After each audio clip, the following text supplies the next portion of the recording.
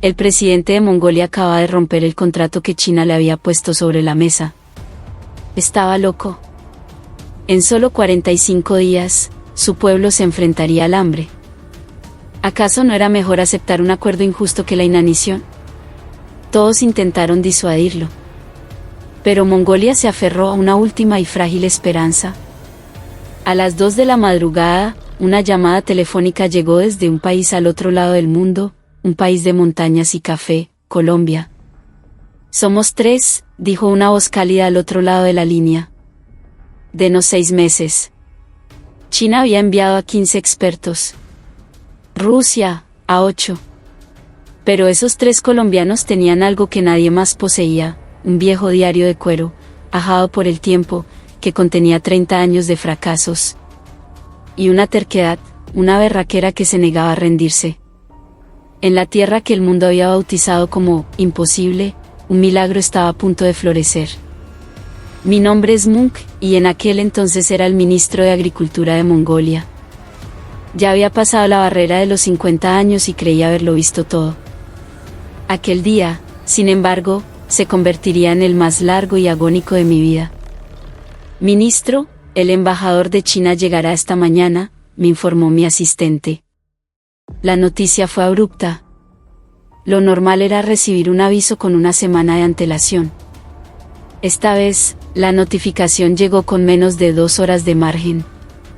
En ese instante, sentí un nudo en el estómago, un presentimiento helado. Algo grave estaba por suceder. A las 10 en punto de la mañana, la puerta de mi despacho se abrió y el embajador Lijian entró.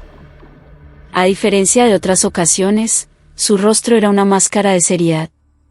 No hubo sonrisa, ni apretón de manos. Se sentó en el sofá en silencio, con una frialdad que congelaba el aire. «Ministro, le traigo malas noticias», dijo finalmente. «¿A qué se refiere?», pregunté, aunque ya temía la respuesta. «A partir del mediodía de hoy, se suspende por completo el tráfico de trenes de carga entre China y Mongolia. El transporte terrestre también queda paralizado». Mi mente se quedó en blanco. El 87% de los alimentos de mi nación provenían de China. La dependencia era un nudo corredizo que acababan de ajustar alrededor de nuestro cuello. «¿Por cuánto tiempo?», logré articular. El embajador Li tomó un sorbo de té, un gesto lento y deliberado que parecía diseñado para torturarme. «Eso, ministro, dependerá de su decisión». Deslizó un documento sobre la mesa. El Acuerdo de Cooperación Agrícola Mongolia-China. Pasé las páginas hasta el final y leí la cláusula clave: duración del contrato, 50 años. Desarrollo exclusivo de la industria, 50 años. En esencia, nos exigían entregarles el control de nuestra agricultura durante medio siglo. «¿Y si nos negamos?», pregunté, con la voz temblorosa. «Ministro, confío en que tomará una decisión sabia. Por cierto, ¿cuántas reservas de alimentos le quedan a Mongolia en este momento?». La pregunta fue una daga. 45 días, respondí. «Veo que está bien informado», dijo con una media sonrisa que no llegó a sus ojos. El sonido de la puerta al cerrarse resonó en el silencio de mi despacho. Me derrumbé en mi silla. 45 días. Después de eso, 3.4 millones de mis compatriotas se enfrentarían al hambre. A las 2 de la tarde, convocamos una reunión de gabinete de emergencia. «China nos tiene agarrados por el cuello», sentenció el ministro de Finanzas. «La ruta a través de Rusia no es una opción», añadió, «ellos mismos apenas tienen para su propio consumo». El ministro de Asuntos Exteriores golpeó la mesa. «Apelemos a las Naciones Unidas». «¿Y crees que resolverán esto en 45 días?», repliqué con amargura. Un silencio pesado cayó sobre la sala. Todos sabíamos la verdad: la comunidad internacional era lenta, burocrática. Miré por la ventana a la gente que caminaba por las calles de Ulan Bator, ajenos a la catástrofe que se cernía sobre ellos. No sabían que, en 45 días, sus mesas estarían vacías. Al día siguiente, el pánico se desató en la capital. El precio de un saco de arroz se duplicó de la noche a la mañana, pasando de 40.000 a 80.000 tubriks. Esa misma tarde, fui llamado al Palacio Presidencial. Ministro, ¿qué pasará después de 45 días?, me preguntó el presidente, su rostro surcado por la preocupación. No tendremos más opción que implementar un sistema de racionamiento de emergencia, respondí. ¿Y el pueblo lo soportará? Mi silencio fue la única respuesta posible. ¿Qué hay de aceptar la propuesta de China?, sugirió, con la voz apenas audible. Sentí como si el corazón se me fuera a romper. Señor presidente, eso significaría entregar nuestra soberanía. Pero es mejor que dejar que nuestro pueblo muera de hambre, ¿no crees?, concluyó, dejándome sin argumentos. Esa noche, me quedé solo en mi despacho. Sobre la mesa, el contrato chino parecía burlarse de mí. Tomé un bolígrafo. Un solo trazo, una firma, y todo terminaría. La humillación a cambio de la supervivencia. En ese preciso instante, mi teléfono móvil vibró sobre la mesa. Eran las 2 de la madrugada. Un número desconocido, con un prefijo internacional que no reconocí de inmediato. ¿Aló? Ministro, disculpe la hora, qué pena con su merced, dijo una voz con un acento cálido y musical. Mi nombre es Jaramillo. Lo llamo desde Colombia. ¿Colombia?, pregunté, confundido. Sí, señor. Soy doctor en agronomía, en suelos. He seguido la situación de Mongolia. Tal vez podamos ayudar. Una risa amarga escapó de mis labios. ¿Ayudarnos? Los chinos, los rusos, equipos de todo el mundo han fracasado aquí. ¿Esta tierra es una tumba para el arroz? Lo sé, señor. Yo mismo he fracasado aquí 7 veces en mis estudios. La voz no flaqueó. Al contrario, había una fuerza en ella, una convicción que me desarmó. Ministro, yo sé por qué ellos fracasaron. Y sé cómo podemos tener éxito. Pero tengo una condición. ¿Una condición? Denos 6 meses. Y prométame que no se rendirá. Le juro que lo lograremos. 6 meses. A nosotros solo nos quedan 45 días. Doctor, ¿cuántas personas son en su equipo? Somos 3, ministro. 3, repetí, incrédulo. China envió a 15. Rusia a 8. Nosotros no necesitamos tanto equipo, ministro. Tenemos algo más valioso, el diario de campo de mi maestro, con 30 años de investigación, y una variedad de arroz que llamamos corazón andino. Al escuchar esas palabras, por alguna razón que aún no comprendo, sentí que las lágrimas acudían a mis ojos. Una emoción cruda, una chispa de esperanza irracional. Está bien, dije, mi voz ahogada. Vengan. Pero si fracasan, mi pueblo morirá de hambre. 3.4 millones de almas. Ministro, respondió con una calma inquebrantable, no vamos a fracasar. Vamos a triunfar. Hágale, que sí se puede. Cuando la llamada terminó, me quedé mirando por la ventana. El cielo del este comenzaba a teñirse de un gris pálido. Tomé el contrato chino de la mesa, lo miré por un instante y, con un grito ahogado, lo rompí en 1000 pedazos. 3 personas. 3 colombianos eran ahora mi última esperanza. Decidí esperar. Una semana después, recibí la noticia de que el equipo del doctor Jaramillo estaba por llegar. Durante esa semana de espera, no pude evitar repasar el pasado. 10 años y 7 fracasos. El recuerdo de cada uno de ellos era una herida abierta en mi pecho. El primer fracaso fue hace 10 años, en 2013. Yo era director en el ministerio. Un equipo de la Academia China de Ciencias Agrícolas llegó con bombos y platillos. Su líder, el Dr. Chao, era la personificación de la arrogancia. Ministro, hemos tenido éxito en la meseta tibetana, a 4.000 metros de altura. Mongolia solo tiene 2.000. Esto no será un problema, dijo con una confianza absoluta. Trajeron 15 expertos, agrónomos, meteorólogos, ingenieros genéticos. 5 camiones cargados de equipos, drones, analizadores de suelo, laboratorios móviles. Invirtieron el equivalente a $12 millones, una fortuna para nosotros.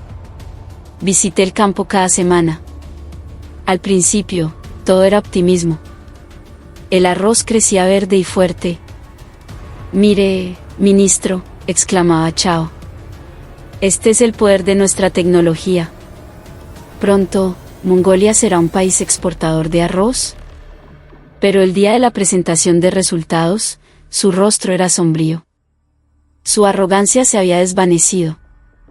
El rendimiento es de 3.1 toneladas por hectárea, admitió. ¿Y eso qué significa? La media mundial es de 4.5. Apenas alcanzamos el 70%. El costo de producción es 3 veces más caro que importarlo de China. No es económicamente viable. Se excusó diciendo que el suelo era peor de lo esperado, que había patrones químicos que no estaban en su base de datos. Cuando le pregunté si un segundo intento sería posible, su respuesta fue un devastador: honestamente, no lo sé. En 2015, llegó un equipo de Alemania, de la Universidad de Múnich. Eran lo opuesto a los chinos, silenciosos, metódicos, meticulosos. Durante 3 meses, no plantaron una sola semilla. Se dedicaron exclusivamente a analizar el suelo. Sus oficinas improvisadas estaban cubiertas de gráficos y tablas. El líder del equipo, el profesor Smith, me mostró los datos. Ministro, el pH del suelo mongol es de 8,7. El arroz crece óptimamente entre 6, 5 y 7.5. La diferencia es abismal. Además, el suelo se congela hasta 2 metros de profundidad en invierno. Las semillas no sobreviven. ¿Entonces se puede mejorar el suelo?, pregunté esperanzado. Smith negó con la cabeza. Técnicamente posible, pero económicamente prohibitivo. El costo por hectárea sería astronómico. 3 meses después, me entregaron un informe de 200 páginas. La conclusión era una sola frase: se recomienda la cancelación del proyecto por falta de viabilidad económica. El informe era tan científico, tan preciso, que no dejaba lugar a la réplica. En 2016, llegaron los rusos del Instituto Siberiano de Agricultura. Eran especialistas en climas fríos. Nosotros cultivamos arroz a 50 grados bajo cero. Mongolia, con sus 40 bajo cero, es perfectamente factible, aseguraron. Por primera vez en mucho tiempo, sentí que la esperanza renacía. Si era más cálido que Siberia, ¿seguro que lo lograrían? Pero en 3 meses, también se retiraron. La razón fue simple y brutal. El problema no es el frío, ministro, es el tiempo, explicó el líder, Ivanovich. El suelo de Mongolia se descongela a finales de abril. Si sembramos entonces, los brotes salen a principios de mayo. Pero a mediados de mayo, llega una helada tardía y repentina que lo mata todo. Si esperamos a sembrar a finales de mayo para evitarla, la primera helada del otoño llega a finales de agosto, antes de que el grano madure. El periodo de cultivo es de apenas 100 días. El arroz necesita un mínimo de 130. Esto no es un problema de tecnología, ministro, es un problema de la naturaleza. ¿El clima de Mongolia simplemente rechaza el arroz? En los años siguientes, lo intentaron todo. Otro equipo chino con invernaderos gigantescos, técnicamente viable, pero 120 veces más caro que importar. Un equipo estadounidense con semillas transgénicas que provocó la ira de mi pueblo, que nos acusó de querer plantar monstruos en nuestra tierra sagrada. Un equipo holandés de mejoramiento genético que concluyó que necesitarían al menos 10 años, sin garantía de éxito. Finalmente, en 2020, el Dr. Chao regresó, más humilde, con nuevos métodos aprendidos de sus fracasos. El resultado fue aún peor que la primera vez. Antes de irse, con lágrimas en los ojos, me dijo: ministro, he dedicado mi vida a este proyecto, pero la naturaleza me ha vencido. ¿Esta tierra es un cementerio para el arroz? 7 fracasos. 56 expertos. 40 millones de dólares gastados. Y todos llegaron a la misma conclusión: imposible. Por eso había empezado a considerar la oferta china. 50 años de control. ¿Qué importaba, si mi pueblo no moría de hambre? Pero esa llamada desde Colombia lo cambió todo. Ministro, yo sé por qué ellos fracasaron. Esa frase retumbaba en mi cabeza. Si sabía la razón del fracaso, ¿significaba que también conocía el camino al éxito? Volví a revisar los 7 informes, leyendo toda la noche. Y justo antes del amanecer, encontré un patrón. Todos los equipos habían cometido el mismo error fundamental: intentaron imponer sus propios métodos. El método chino, el alemán, el ruso. Nadie intentó adaptarse a Mongolia. Intentaron cambiar a Mongolia. Pero las palabras del doctor Jaramillo habían sido diferentes: vamos a escuchar la tierra, a leer el clima, a esperar el momento. No cambiaremos a Mongolia, nos adaptaremos a ella. El coche llegó al aeropuerto. Desde esa puerta saldría mi última esperanza. 3 personas. ¿Podrían ellos superar 7 fracasos? La puerta se abrió y aparecieron 3 hombres. Una maleta grande cada uno y un viejo diario de cuero. Eso era todo. ¿Ministro Monk?, preguntó el que parecía ser el líder. Sí. ¿Usted es el doctor Jaramillo? Nos dimos la mano. Sus manos eran ásperas, callosas. No eran las manos de un académico, sino las de un campesino. Él es el doctor Restrepo, nuestro experto en clima, dijo Jaramillo, señalando a un hombre delgado y de mirada aguda. Y el doctor Valencia, nuestro especialista en suelos. Los miré fijamente. Sin equipos llamativos, sin un gran personal. Solo sus maletas y un diario. En el coche de camino al campo, no hablaron. Solo miraban por la ventana, observando la tierra, la inclinación de las colinas, el color del cielo. Doctor, ¿dónde se hospedarán? He preparado un hotel, dije. Jaramillo negó con la cabeza. Un hotel no, gracias. ¿Hay alguna cabaña, un ajer, cerca del campo? Nos quedaremos allí. ¿En un ajer?, pregunté, sorprendido. Los equipos anteriores habían exigido hoteles de 5 estrellas y oficinas con aire acondicionado. Sí, ministro. Tenemos que dormir cerca de la tierra para sentirla. Su respiración, el flujo del viento, los cambios de temperatura. Hay que estar ahí para entenderlo. Cuando llegamos al campo, esa tierra desolada que había sido testigo de 10 años de frustraciones, Jaramillo se bajó del coche, se arrodilló, tomó un puñado de tierra, la olió y luego, para mi asombro, se la llevó a la boca y la probó. Ministro, dijo, levantándose y limpiándose las manos, esta tierra ha trabajado sin descanso por 30 años. Está agotada, cansada. Pero no está muerta. Todavía tiene alma. Con un buen tinte y camellando duro, podemos revivirla. En sus ojos vi una certeza que era casi una oración. Esa noche, en la ajer que preparamos para ellos, mientras el aroma a café colombiano recién colado llenaba el aire, el doctor Jaramillo abrió el viejo diario de cuero. Era el diario del profesor Montoya, su maestro. Las páginas estaban amarillentas, manchadas de tierra y sudor. Ministro, quería mostrarle esto.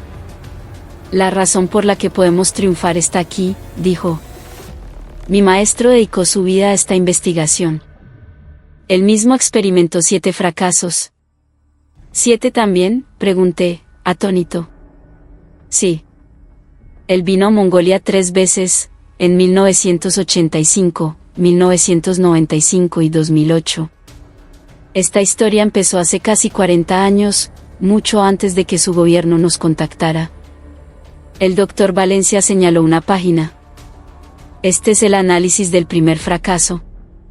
Causa: usó una variedad de arroz de los llanos orientales. murió congelado a 15 grados bajo cero. Lección: se necesita una variedad resistente al frío.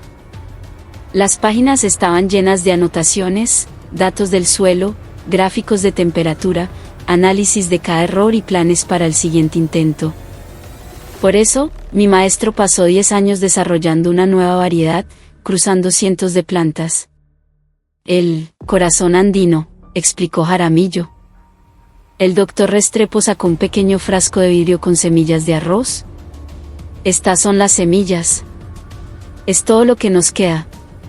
100 gramos. Suficiente para sembrar unas 6 hectáreas. Tomé el frasco. Era pequeño, pero sentía el peso de 30 años en mis manos. Pasaron las páginas. Segundo fracaso, 1995. Causa: la helada tardía del 15 de abril lo destruyó todo. Lección: analizar los patrones climáticos y esperar el momento justo. Por eso estoy yo aquí, intervino Restrepo. He analizado los datos meteorológicos de Mongolia de los últimos 100 años. La helada siempre llega a mediados de abril. Sin excepción. Sembramos el 22 de abril. Ni un día antes. Pero el equipo chino ya está preparando la siembra para mañana, le advertí. Restrepo miró el cielo nocturno. Ellos van a fracasar. Exactamente en 10 días, dijo con una certeza escalofriante. Tercer fracaso, 2008. Causa: pH del suelo en 8,7. No se modificó. Lección: bajar el pH a un rango entre 6,5 y 7,0. Valencia sacó una muestra de tierra que había tomado esa tarde. pH de 8,6, como esperábamos. La respuesta es sulfato de calcio. 40 toneladas.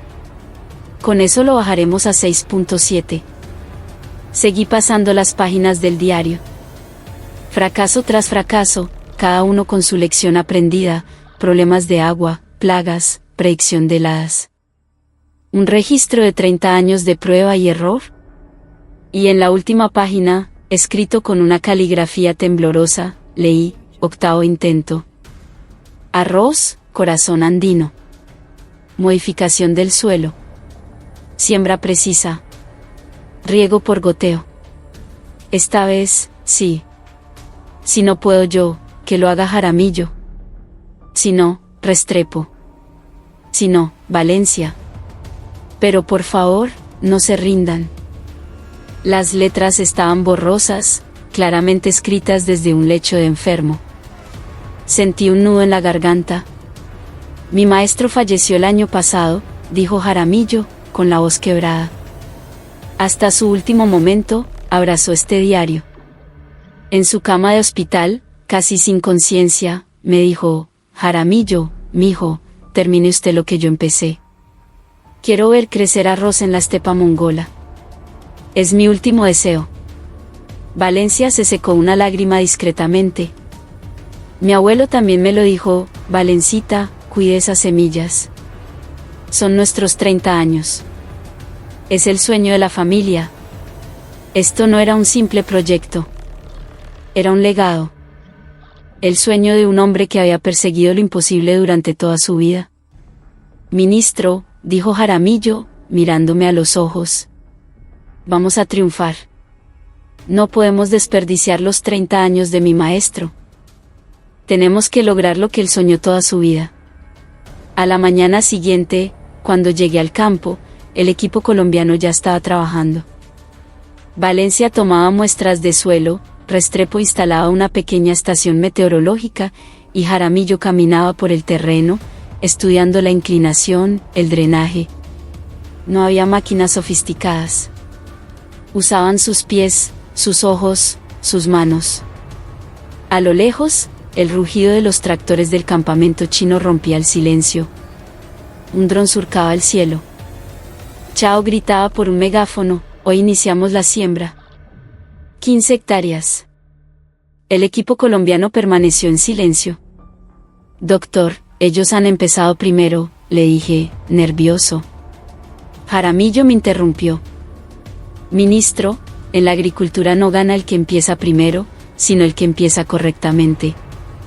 Gana el que sabe leer los tiempos de la naturaleza. Una semana después, los brotes verdes cubrían los campos chinos. Los medios de comunicación lo celebraban. El equipo chino, a punto de lograr el éxito. Mientras tanto, los campos asignados a los colombianos seguían yermos. El presidente me llamó. Ministro, ¿qué están haciendo esos colombianos? Los chinos ya tienen brotes. Solo un poco más de paciencia, señor. ¿Cuánto más?, gruñó. Solo 2 semanas. Si no hay resultados en 2 semanas, nos enfocaremos en apoyar al equipo chino. 3 días después, el 15 de abril, antes del amanecer, sonó mi teléfono. Era Restrepo. Su voz era tranquila. Ministro, la temperatura mínima de esta mañana fue de 12 grados bajo cero. Es la helada que predije. El mismo patrón que anotó el maestro hace 30 años. A las 9 de la mañana, los gritos de pánico llegaron desde el campamento chino. Corrí hacia allá. Chao estaba de rodillas en medio del campo. Los brotes, antes verdes y vibrantes, estaban ahora negros, quemados por el hielo. Muertos. 15 hectáreas aniquiladas. El mismo resultado que 7 años atrás. Mientras tanto, el campo de los colombianos permanecía en silencio, intacto. Ni siquiera habían sembrado.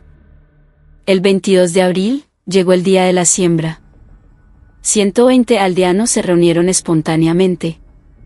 El anciano del pueblo, Purepsuren, se acercó. Queremos ayudar. Queremos aprender. Si esto funciona, también queremos intentarlo en nuestra aldea. La siembra se hizo a mano. Sin máquinas. Con el corazón. En cada hoyo, 3 semillas, a 3 centímetros de profundidad. 120 personas trabajando juntas. Tardamos 2 días. El 5 de mayo, los brotes verdes del corazón andino comenzaron a asomar tímidamente. Pero los problemas no tardaron en llegar. 2 días después, Valencia irrumpió en mi oficina improvisada, pálido. Ministro, es una emergencia. El pH es de 8,6. Más alto de lo previsto. A este paso, el arroz no durará ni una semana. El suelo era aún más alcalino de lo que sus pruebas iniciales indicaban. Las plantas no podían absorber los nutrientes. ¿Qué hacemos?, pregunté, desesperado. Sulfato de calcio. 40 toneladas, ahora mismo. ¿Pero cuál es el problema? Solo hay 10 toneladas en toda Mongolia. Las otras 30 tienen que ser importadas de China.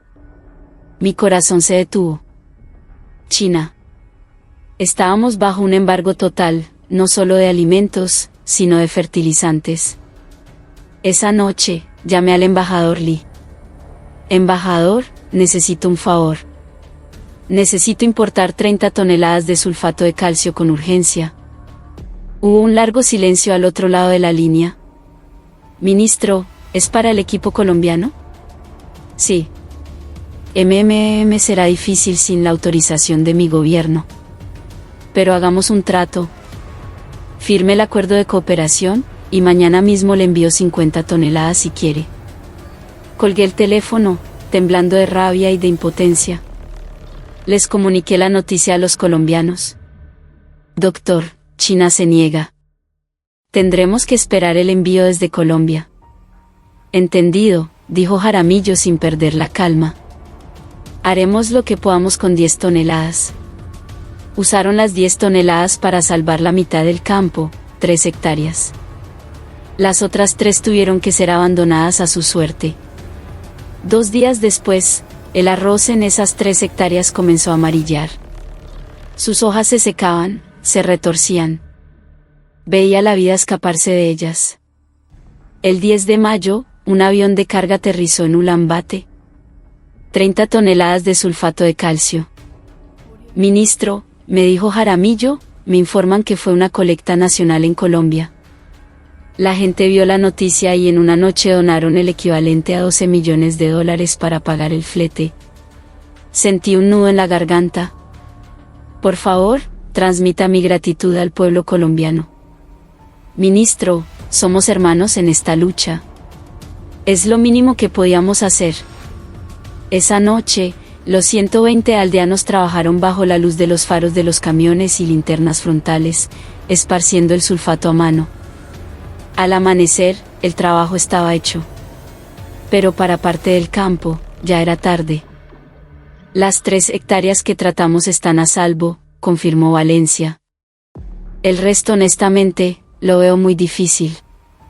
Las raíces ya están demasiado dañadas. El 20 de mayo, ocurrió un milagro. De las 3 hectáreas moribundas, una comenzó a revivir. El amarillo pálido dio paso a un verde tímido pero esperanzador. La lluvia, exclamó Valencia, con los ojos brillantes. La lluvia de hace 2 días disolvió el sulfato y lo llevó más profundo, hasta las raíces. Las resucitó.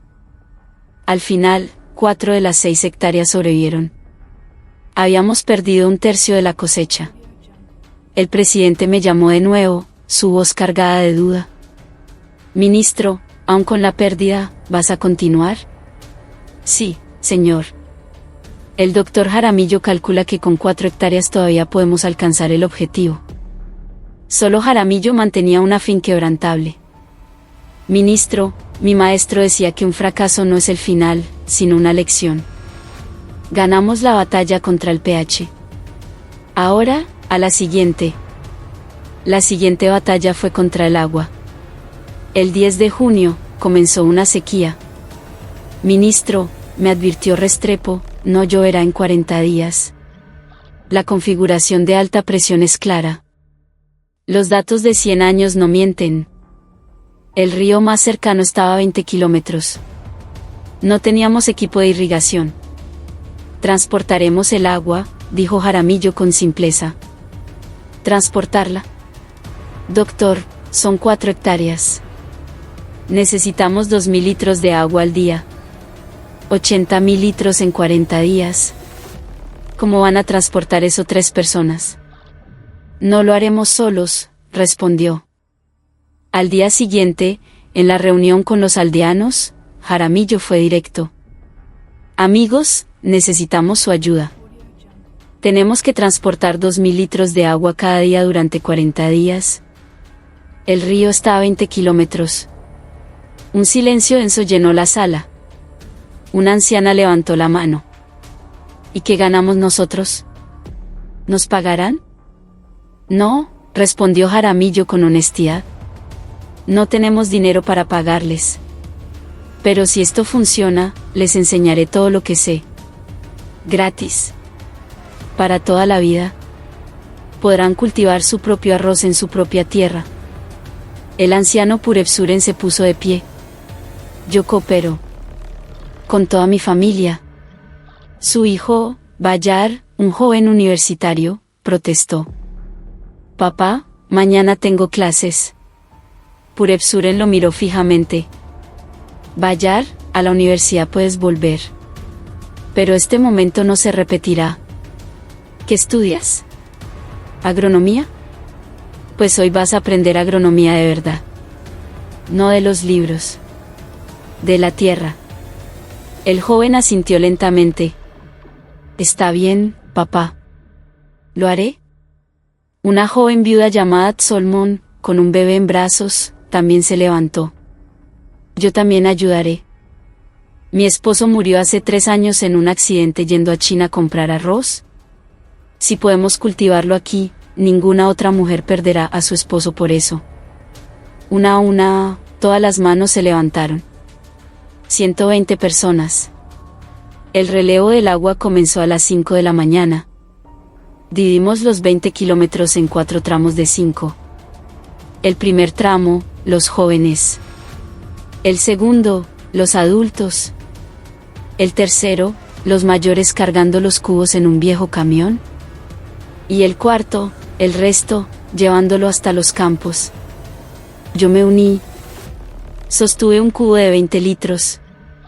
Al kilómetro, me temblaban los brazos. A los 2 kilómetros, la espalda me mataba. A los 3, tropecé y derramé el agua. Bayar corrió a ayudarme. Ministro, ¿está bien? Derramé el agua. Debo volver por más. Yo iré por usted. No. Yo la derramé. Yo voy. Caminé de vuelta al río, llené el cubo con manos temblorosas y reemprendí la marcha. Tardé 2 horas en completar los 5 kilómetros. Bayar caminaba a mi lado. Ministro, ¿por qué hace esto?, me preguntó. Por la misma razón que tú. Esta también es mi tierra. Bayar sonrió. Hoy he aprendido más que en cualquier clase de la universidad. La rutina se repitió 3 veces al día. Al 7º día, mis pies sangraban. Al 11º, me desmayé por agotamiento y deshidratación. Desperté en una clínica improvisada, con Jaramillo a mi lado. Ministro, debe descansar. No. Debo continuar. El arroz está vivo. Los aldeanos no se han detenido. Ni uno solo. De hecho, ha venido más gente de otras aldeas. Lloré.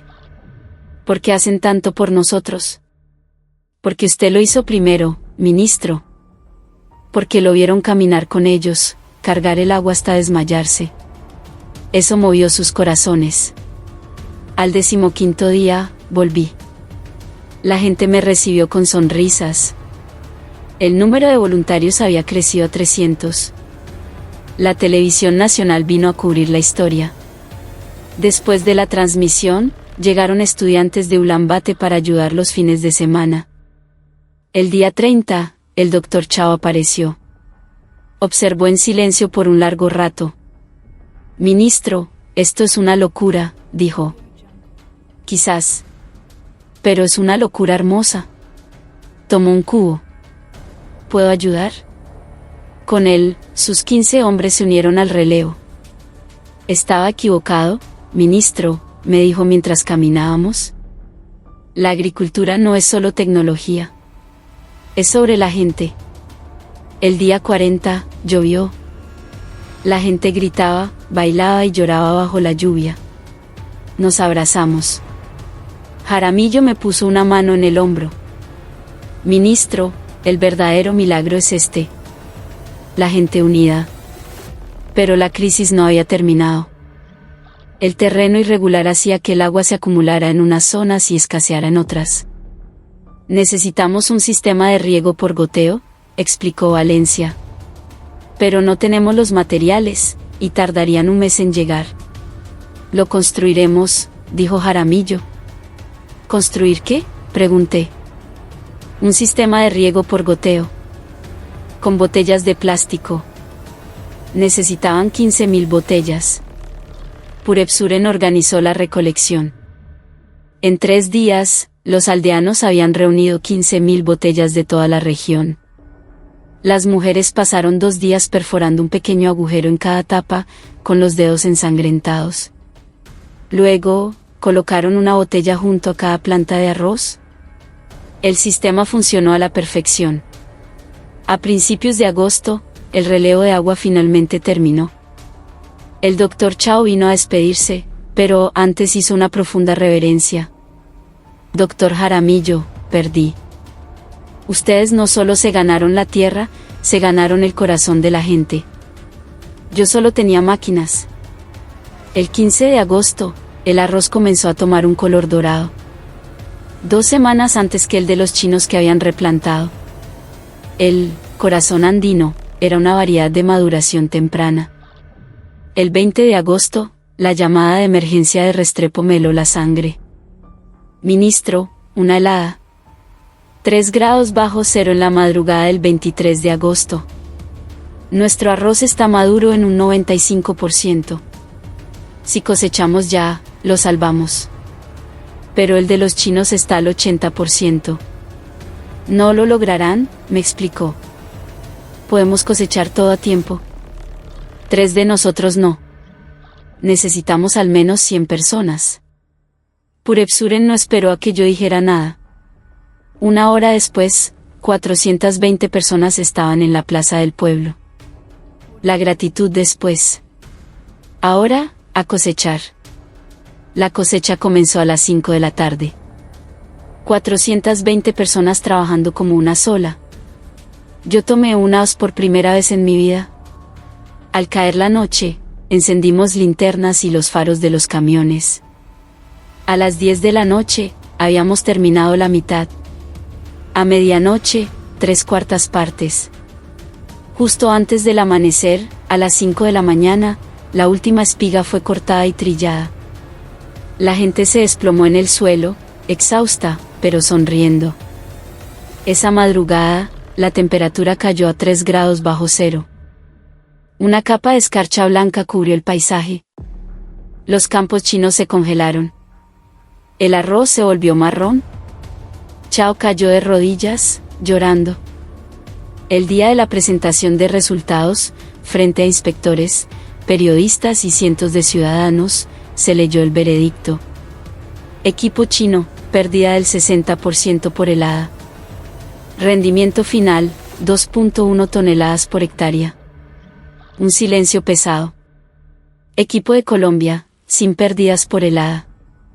Rendimiento final, el inspector tragó saliva, 5.2 toneladas por hectárea. El silencio se rompió en una explosión de aplausos, gritos y lágrimas. 5.2 toneladas. Superaba la media mundial. Era el récord más alto en la historia de Mongolia. No pude contenerme. Lloré a gritos frente a todos. Caminé hacia los 3 colombianos y me arrodillé ante ellos. Ministro, por favor, levántese, me suplicaron. El protocolo. Al diablo con el protocolo, dije con la voz rota. Estos hombres han salvado a nuestra nación. Han salvado la vida de 3.4 millones de personas. Jaramillo me tomó de la mano y me ayudó a levantarme. Ministro, no lo hicimos solos. Lo hicimos porque usted creyó en nosotros, porque rompió ese contrato. Y porque 420 personas cargaron agua, añadió Restrepo. Y porque 120 plantaron las semillas, concluyó Valencia. Jaramillo apretó mi mano. Ministro, esto lo logramos juntos. Colombianos y mongoles. Todos. Los abracé a los 3. Gracias, susurré. De verdad, gracias. Esa noche, el presidente aterrizó en helicóptero. Agradeció personalmente a Jaramillo. El mérito es del pueblo de Mongolia, señor presidente. Nosotros solo pusimos la semilla. Ellos la cultivaron con su sudor y su corazón. El presidente anunció la firma de un acuerdo de cooperación oficial entre Mongolia y Colombia. Un año después, volví a esa tierra. Ya no eran 6 hectáreas. Eran 50.000 hectáreas de arroz ondeando en toda Mongolia. Bayar, el hijo de Purepsuren, estaba estudiando un posgrado en agronomía y se preparaba para ir de intercambio a Colombia, a aprender más del maestro Jaramillo. Los precios del arroz en los supermercados se habían normalizado. Me reuní con el embajador Lee. Esta vez, como iguales. Acompañé al equipo colombiano al aeropuerto. Partían hacia Kazajistán, a otro proyecto, imposible. Doctor, ¿volverán?, le pregunté a Jaramillo. Claro que sí, ministro. Mongolia es mi segundo hogar. Valencia me mostró una foto. Era la tumba del profesor Montoya. Sobre ella, habían colocado una gavilla de arroz de Mongolia. Fuimos a llevarle el fruto de su sueño, dijo. Jaramillo me entregó un informe. Ministro, ¿no cultivamos arroz?, me dijo antes de pasar por la puerta de embarque. ¿Cultivamos esperanza? La esperanza de que, si no te rindes, lo imposible se vuelve posible. Me quedé solo, mirando el cielo. Un viento suave soplaba, haciendo que los campos dorados ondearan como un mar. Un milagro no es obra de un solo hombre. Es algo que se logra juntos. La sabiduría de Colombia.